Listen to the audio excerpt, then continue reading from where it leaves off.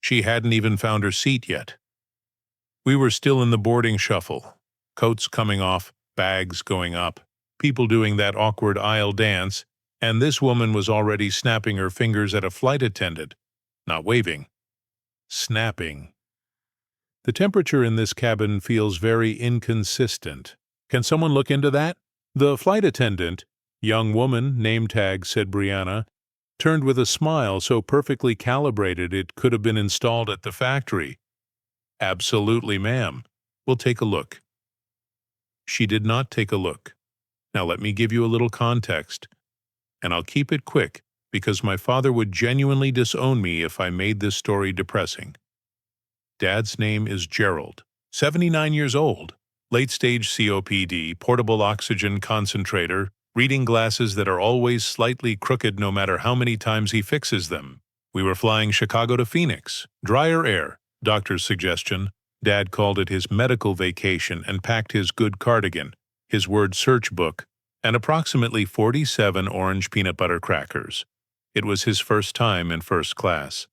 The night before, he told me, very seriously, "Michael, I want the warm nuts.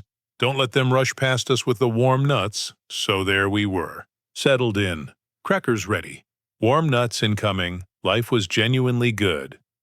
Then she sat down across the aisle, oversized sunglasses, still on, indoors, carry-on bag that looked like it had never once submitted to an overhead bin, and an energy about her that said, "I have opinions about everything and a manager's phone number for every situation."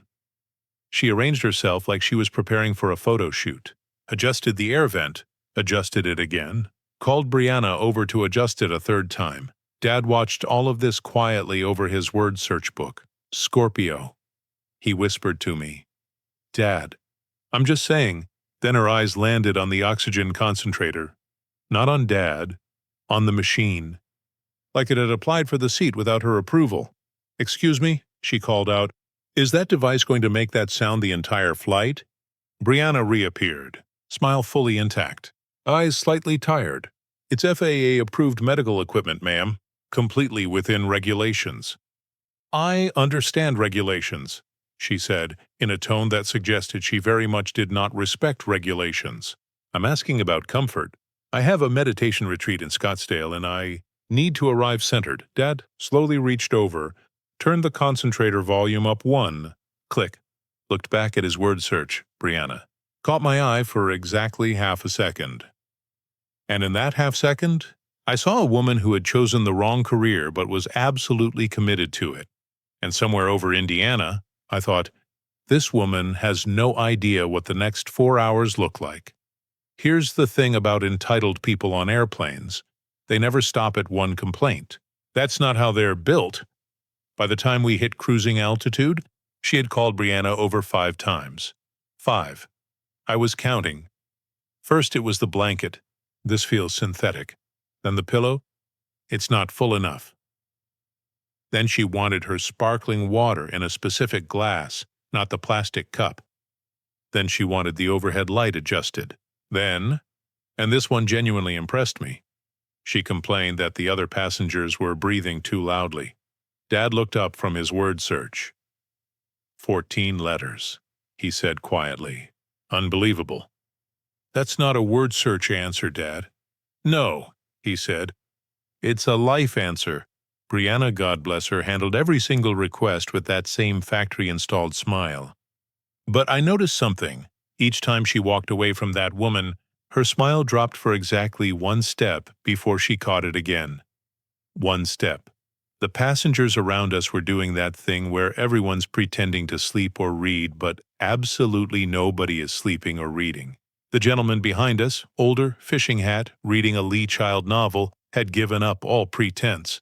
He was just watching her, like wildlife. Then the food cart arrived. Dad perked up immediately. This was the moment he'd been waiting for. Are those the warm nuts? He asked Brianna, completely serious. They are, sir. He turned to me with quiet satisfaction. We're doing fine. And that's when she leaned across the aisle and said, loudly to nobody and everybody, "Can someone explain why that machine sounds like it's getting louder?" The fishing hat gentleman slowly turned a page. He hadn't read a single word of it. It happened somewhere over New Mexico.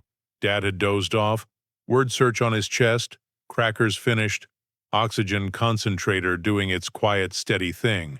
He looked completely peaceful. I was watching a nature documentary with the sound off when she stood up, walked 2 steps into the aisle, and said, loud enough for 3 rows to hear, "Sir, sir, that machine is a health hazard, and I have been patient long enough." Dad opened one eye, just one. "Ma'am," I said very calmly. "He's sleeping. I can see that. I'm addressing the situation." The fishing hat gentleman closed his book entirely. Brianna arrived in approximately 11 seconds. But this time she had backup. A taller flight attendant, senior crew, silver wings pin, the kind of calm that only comes from having seen everything, stepped forward and smiled the smile of a woman who had made her decision. "Ma'am, I need you to return to your seat.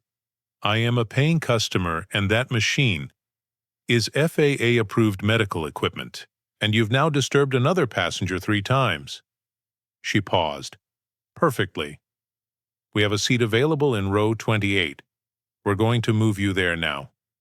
Karen blinked. "I'm in first class." "You were," said the flight attendant. Row 28 was beside the lavatory, next to a 8-month-old who had opinions about everything. Karen sat stiff as a board, sleep mask pushed up on her forehead, sparkling water in a plastic cup. When we landed, 2 Phoenix PD officers were waiting at the gate. She was still explaining herself as we walked past. Dad tapped my arm. "Michael?" he said. "Yeah, Dad?" "Next trip, we're taking the train." If you enjoyed this story even a little, and it gave you a moment of entertainment or a smile, then a subscribe would truly mean a lot. It helps me bring more stories like this your way. I hope I'll see you in the next one.